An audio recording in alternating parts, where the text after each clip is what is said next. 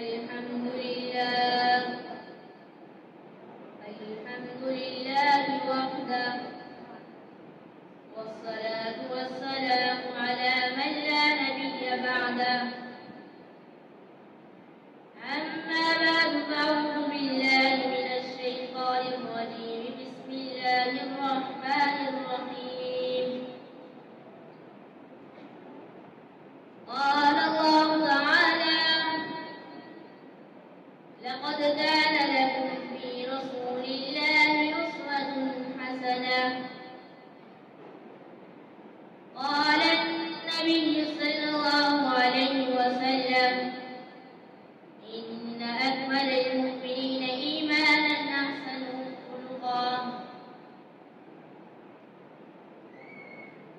معزز السامعين، حاضرین و ناظرین، عزت مآب جناب صدر محفل، السلام علیکم۔ آج کی اس بابرکت محفل میں حاضری کی سعادت نصیب ہوئی، اور اس وقت محفل کا جو ماحول ہے وہ جناب صدر الفاظ میں تو بیان ہو نہیں سکتا۔ البتہ اس بابرکت محفل میں کچھ باتوں کا آپ سے تکرار کرنا چاہتا ہوں، تاکہ آپ صلی اللہ علیہ وسلم اور صحابہ رضی اللہ تعالیٰ عنہ کے سیکھنے اور سکھانے والی سنت پر عمل بھی ہو جائے اور اللہ تعالیٰ سے ثواب کے حقدار بھی ہو جائے۔ جناب والا، عقیدت اپنی تقاضا بھی ہے اور بشری ضرورت بھی، اور یہ محبت اور عقیدت اگر اللہ تعالیٰ سے ہو تو عبادت بن جاتی ہے، اگر یہ محبت اور عقیدت رسول اللہ صلی اللہ علیہ وسلم سے ہو تو ایمان کی دلیل ہے، اگر یہ محبت اور عقیدت مخلوق خدا سے ہو تو عین ابدت خداوندی بن جاتی ہے۔ غرض محبت اور عقیدت کے کئی روپ اور اشکال ہیں۔ ہر زبان، ہر معاشرہ، ہر ثقافت ایسی رومانوی کہانی سے آپ کو بھرپور دکھائی دیں گے، یا تو پھر وہ تشبیہ ہے یا پھر بطور اصلاح کی گئی ہیں۔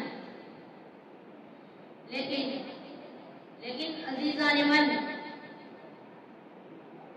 اسلام کا نقطہ نظر سب سے بالکل جدا واضح نکلا ہوا نظر آتا ہے جب آپ صلی اللہ علیہ وسلم عرب کے اندھیروں میں گوہر نیا مقام عالم بن کر جگ گئے تو عرب کی واجہ سے وہ رہنما کندن بن کر ہوئے پر ایسی مثالیں چھوڑی جن کا کوئی انکار نہیں کر سکتا۔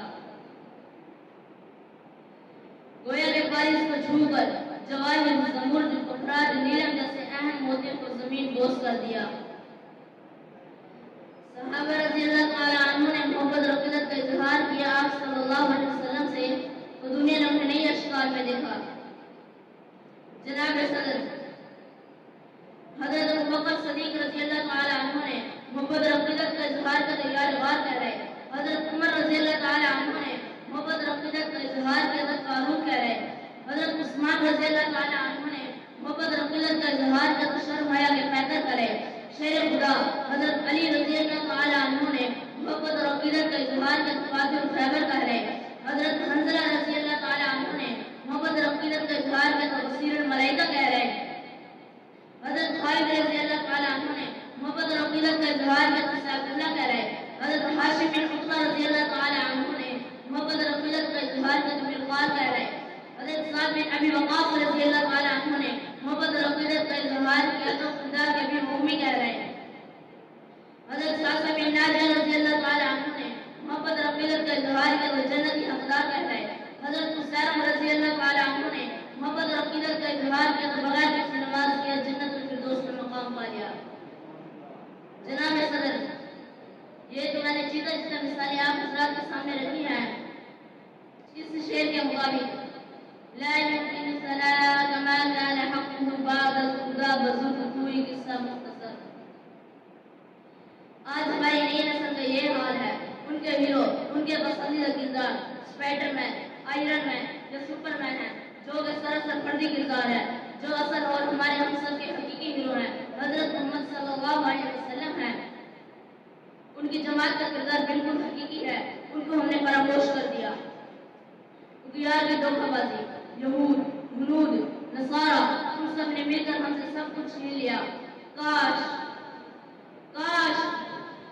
ہم قرآن مجید قرآن حمید کا تھوڑا بہت مطالعہ کیا ہوتا، علماء سے تعلق مضبوط رکھا ہوتا، اسلامی قریہ نے مدارس سے تعلق رکھا ہوتا، تو آج ہم غیار کا حضرت نوح فرعون نہ بنے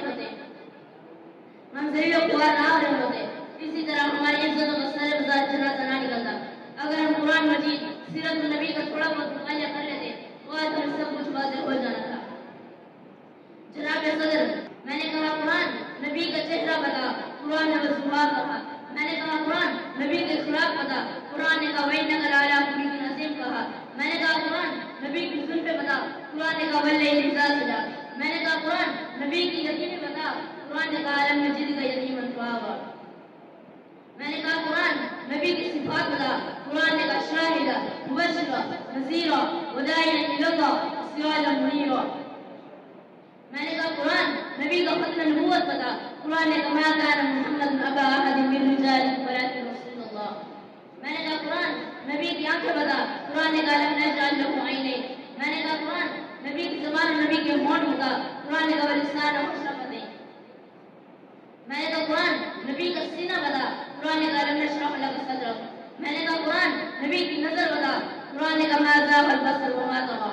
الغرب، سیاست، سائنس، معاشرت، ثقافت، حقوق، انسانیت، رہنے، عدل، جب یہ سب کچھ ہمارے ہیرو حضرت محمد صلی اللہ علیہ وسلم اور کتاب اللہ یعنی قرآن مجید نے ہمیں سب کچھ واضح کر دیا ہے، تو ہم رحمان کے بجائے شیطان کے پھندے کیوں کریں؟ ہمارے لیے یہ لمحہ فکریہ ہے. سوچئے علیہ اسرائیل کی برکت اور نیک لوگوں کی موجودگی کے سبب ہماری غلطیوں اور گناہوں کو معاف فرمائے اور دونوں جہانوں میں کامیابی عطا فرمائے. وآخر دعوانا الحمد للہ رب العالمین.